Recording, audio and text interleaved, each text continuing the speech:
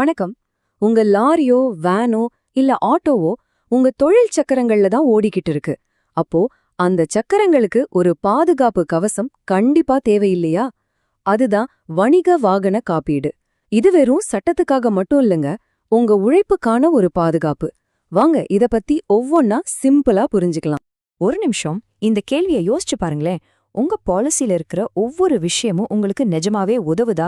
திடீர்னு ஏதாவது ஒன்று ஆச்சுன்னா உங்க தொழில் அப்படியே நிக்காம இருக்க அது கை கொடுக்குமா? இந்த முழு விளக்கத்தையும் கேட்டதுக்கு அப்புறம் இந்த கேள்விக்கு நீங்க ரொம்ப நம்பிக்கையா பதில் சொல்வீங்க. சரி, இந்த கமர்ஷியல் வெஹிக்கிள் இன்சூரன்ஸ் ஏன் இவ்வளவு முக்கியம்னு சொல்றோம்? பாத்தீங்கன்னா ரெண்டு முக்கியமான காரணம் இருக்கு. ஒன்னு, இது சட்டம். இன்சூரன்ஸ் இல்லாம வண்டியை ரோட்டுக்கு கொண்டு வந்தா அது தப்பு. ரெண்டாவது, இது உங்க பிசினஸோட பேக் போன் மாதிரி. திடீர்னு நடக்கிற விபத்தால உங்க தொழில் முடங்கி போகாம காப்பாத்துற ஒரே ஒரு விஷயம் இதுதாங்க. சரி, இது ஏன் இவ்ளோ முக்கியம் சொல்றோன்னு புரியுதுங்களா? வெறும் சட்டத்துக்காக மட்டும் இல்ல, அதை தாண்டி உங்க தொழிலுக்கு இது எப்படி ஒரு பாதுகாப்பு கவசமா இருக்குன்னு இன்னும் கொஞ்சம் டீட்டெயில்டா பார்க்கலாம் வாங்க. இப்ப இங்க பாருங்க, 1888 மோட்டார் வாகன சட்டப்படி வண்டிக்கு மினிமம் ஒரு தேர்ட் பார்ட்டி இன்சூரன்ஸாவது கண்டிப்பா இருக்கணும். இல்லனா ஃபைன் கட்ட வேண்டியிருக்கும். ஆனா அதை விட முக்கியம் என்ன தெரியுமா?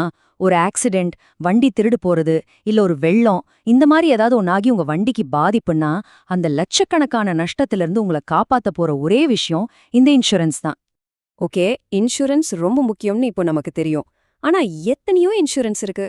அதுல எது உங்களுக்கு கரெக்டானது? உங்க பாலிசில என்னென்னலாம் கவர் ஆகும்னு எப்படி தெரிஞ்சுக்கிறது? வாங்க அத பத்தி இப்ப பார்க்கலாம். பொதுவா பாத்தீங்கன்னா இதுல ரெண்டு மெயின் டைப் இருக்கு. ஒன்னு தேர்ட் பார்ட்டி. இது சட்டத்துக்காக கட்டாயமா எடுக்க வேண்டியது. அதாவது உங்க வண்டி போய் இன்னொருத்தர் மேலயோ இல்ல அவங்க வண்டி மேலயோ மோதிருச்சுன்னா அதுக்கு இதுல இருந்து கிளைம் பண்ணிக்கலாம். ஆனா உங்க வண்டிக்கான டேமேஜ்க்கு இதுல இருந்து ₹1 கூட கிடைக்காது. இன்னொரு வகை தான் காம்ப்ரிஹென்சிவ் பாலிசி. சொல்லப்போனா இதுதான் ஒரு முழுமையான பாதுகாப்பு. இது தேர்ட் பார்ட்டிக்காகிற நஷ்டத்தையும் கவர் பண்ணும், கூடவே உங்க சொந்த வண்டிக்காகிற சேதம், வண்டி திருடு போறது, தீ விபத்துன்னு எல்லாத்துக்குமே பாதுகாப்பு கொடுக்கும். இப்ப இந்த ஐடிவின்ற ஒரு வார்த்தை இருக்கு பாருங்க, இதை நல்லா கவனிங்க. அதோட விரிவாக்கம் இன்சூர்ட் டிக்ளேர்ட் வேல்யூ. ரொம்ப சிம்பிளா சொல்லணும்னா, இன்னைக்கு தேதியில உங்க வண்டியை மார்க்கெட்ல வித்தா என்ன விலை கிடைக்குமோ அதுதாங்க ஐடிவி.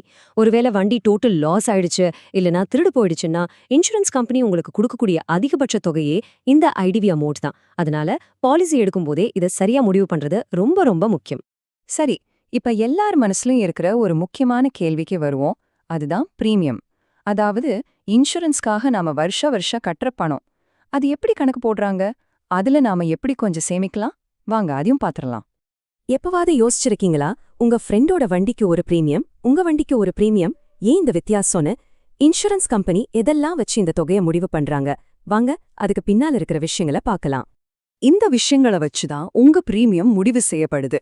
உதாரணமா, உங்க வண்டியோட மாடல், அதோட வயசு, என்ஜின் கெப்பாசிட்டி இதெல்லாம் ரொம்ப முக்கியம். ஒரு பெரிய சிட்டில வண்டியை ரெஜிஸ்டர் பண்ணியிருந்தா அங்க ஆக்சிடென்ட் ரிஸ்க் அதிகம்னு பிரீமியம் கொஞ்சம் ஜாஸ்தியா இருக்கும். இது எல்லாத்தையும் விட ரொம்ப முக்கியமான ஒன்னு இருக்கு.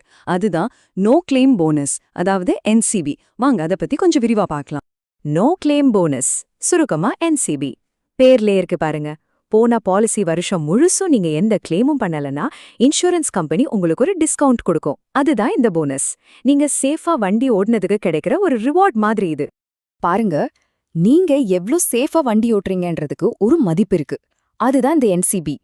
ஒவ்வொரு கிளைம் இல்லாத வருஷமும் இந்த டிஸ்கவுண்ட் பர்சன்டேஜ் ஏறிக்கிட்டே போகும்.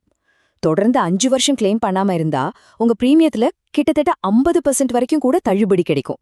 யோசிச்சு பாருங்க, பணத்தை மிச்சப்படுத்த இது ஒரு சூப்பரான வழி இல்லையா? சரி, பிரீமியமை குறைக்க இன்னும் சில சிம்பிளான வழிகள் இருக்கு. முதல்ல சேஃபா வண்டி ஓட்டி அந்த என்சிபியை சம்பாதிச்சு அதை காப்பாத்திக்கணும். ரெண்டாவது, உங்க வண்டிக்கு சரியான ஐடிவியை சூஸ் பண்ணுங்க. ரொம்ப அதிகமா செட் பண்ணா தேவையில்லாம பிரீமியம் அதிகமாகும். ரொம்ப குறைவா செட் பண்ணா நஷ்டம் உங்களுக்கு தான். மூணாவதா, உங்க வண்டியில ஏஆர்ஐ அப்ரூவ் பண்ண ஆன்டி டெஃப்ட் டிவைஸ் ஏதாவது போட்டிருந்தீங்கன்னா அதுக்கும் டிஸ்கவுண்ட் உண்டு. கடைசியா ரொம்ப முக்கியமா, பாலிசிய கரெக்ட் டைமுக்கு ரினியூ பண்ணிடுங்க. லேட் பண்ணா உங்க என்சிபி போயிடும். ஓகே, இவ்ளோ நேரமெல்லாம் நல்லபடியா இருக்கிறத பத்தி பேசணும். ஆனா சொல்ல முடியாது இல்லையா, ஒருவேளை வேண்டாதது நடந்து ஒரு விபத்தாயிடுச்சுன்னா என்ன செய்யணும்?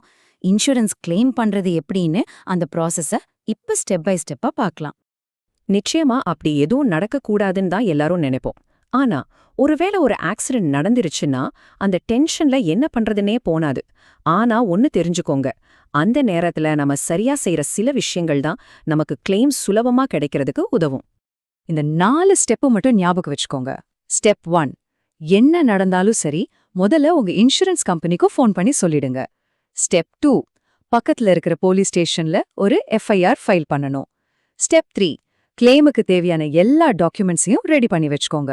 ஸ்டெப் 4, இன்சூரன்ஸ் கம்பெனிலேருந்து வண்டியை செக் பண்ண வர சர்வேயருக்கு முழுசா கோஆபரேட் பண்ணுங்க.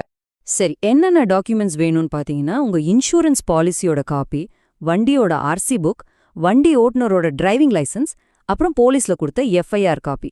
இதெல்லாம் கண்டிப்பா வேணும். ஒரு சின்ன டிப் என்னன்னா, இது எல்லாத்தோட ஒரு செட் ஜெராக்ஸை எப்பவுமே வண்டியில வச்சுக்கோங்க. அவசர நேரத்துல ரொம்ப யூஸ்ஃபுல்லா இருக்கும். சரி, நாம எவ்ளோ நேரம் பேசினதுல இருக்கிற முக்கியமான பாயிண்ட்ஸை மட்டும் ஒரு தடவை வேகமா பாத்திரலாம். இதெல்லாம் நீங்க மறக்கவே கூடாத விஷயங்கள். முதல்ல, இன்சூரன்ஸ் சட்டப்படி கட்டாயம். அது மட்டும் இல்லாம உங்க தொழிலுக்கு ஒரு பாதுகாப்பு.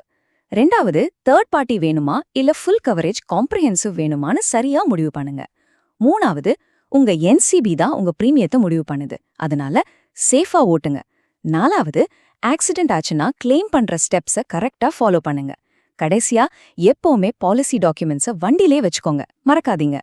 ஒண்ணு ஞாபகம் வச்சுக்கோங்க, உங்க கையில இருக்கிற அந்த பாலிசி வெறும் காகிதம் இல்ல.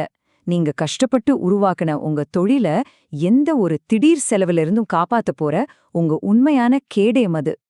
கடைசியா ஒரே ஒரு கேள்வி. நீங்க கடைசியா எப்போ உங்க இன்சூரன்ஸ் பாலிசிய எடுத்து முழுசா படிச்சு பாத்தீங்களா? ஒருவேளை பார்க்கலனா இன்னிக்கே எடுத்து பாருங்க. அதுல இருக்கிறதெல்லாம் உங்க தேவைக்கு சரியா இருக்கான்னு செக் பண்ணுங்க. ஏன்னா உங்க தொழிலோட பாதுகாப்பு வேற யார் கையிலயும் இல்ல, உங்க கையில தான் இருக்கு. கவனமா இருங்க, பாதுகாப்பா வண்டி ஓட்டுங்க.